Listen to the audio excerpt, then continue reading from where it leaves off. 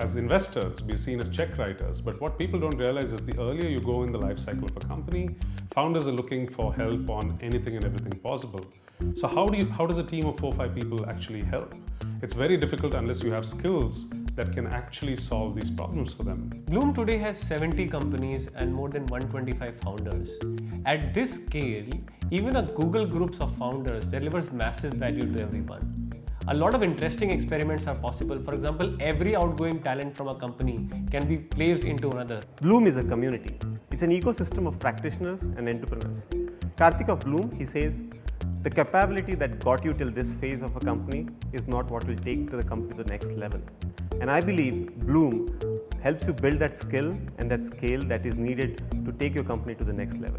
Blume is a classical mix of an angel and an institutional large fund. The variety of investments that they have in the portfolio is so diverse that it's an ecosystem in itself. As we built out a 60 company portfolio, every problem we saw was at scale. Hiring, back office, business development, financing. So then you realize that you have to bring in specialists, and then you start collaborating or incubating some of these.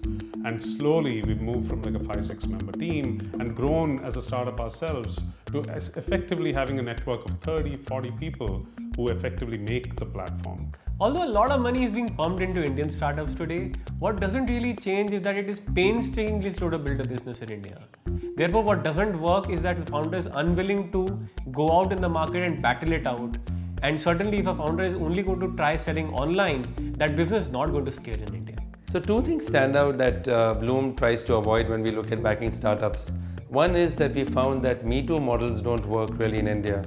Our very own Taxi for Sure, for example, had a fairly large call center which worked very well when Indian customers wanted a live human voice.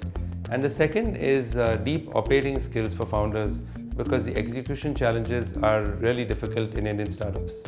The foundation of any startup environment are the founders. So they are the ones who really make all of this work and come together. The investors are just a nice side actor to this entire stage that they put up. And essentially what we've seen is we are at the cusp of getting the most talented entrepreneurs and founders into the startup ecosystem. The levels of risk have gone up. They've seen global exits in their peer group. They're seeing role models evolve. And so it's a phenomenal time. A startup is like rowing your boat in a stormy night. You're trying to go in the right direction. And Blume acts like a guiding light, always showing you where to go. For us, they would come back 3-4 months in advance and tell us, guys, you're going to get this problem. These are the 10 things you should do to avoid the problem and find a perfect solution. Blume has been an amazing team to work with.